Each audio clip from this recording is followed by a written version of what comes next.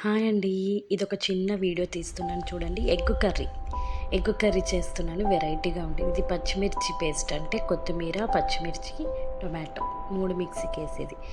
దీన్ని మిక్సీకి పెట్టుకొని పక్కన పెట్టుకున్నాను నేను. ఎందుకంటే గ్రేవీలో వేయడానికి కొంచెం ఆయిల్ వేసేసుకొని, తర్వాత దాల్చిన చెక్క, మళ్ళీ వచ్చేసి అది లవంగం వేసుకున్నాను.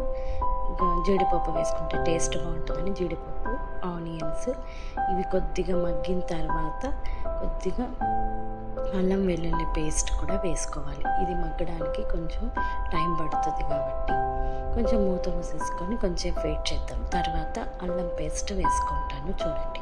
అల్లం పేస్ట్ వేసుకున్నాక ఇది కొద్దిసేపు ఒక 5 మినిట్స్ కూడా అవసరం లేదు, 3 మినిట్స్ ఉంటే చాలు, మగ్గిపోతుంది.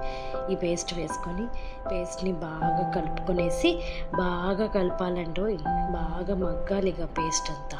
తర్వాత కొద్దిగా పెరుగు వేయండి, ఎక్కువ వేసుకోకండి.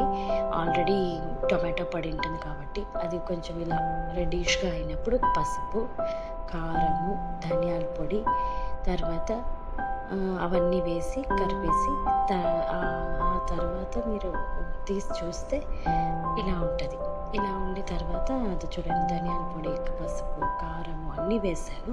సాల్ట్ కొంచెం స్కిప్ ఏంటి ఏమనుకోకండి, ఇగ్నోర్ చేయండి దాన్ని. తర్వాత ఇదంతా పేస్ట్ అయ్యాక మీరు మధ్య మధ్యలో కలుపుతూ ఉండాలి.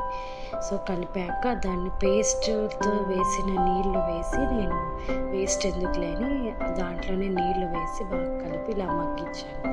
బాగా బాగా బాయిల్ అవ్వాలి. బాగా అవ్వగానే కొంచెం బటర్ వేశాను టేస్ట్ కోసం అనేసి.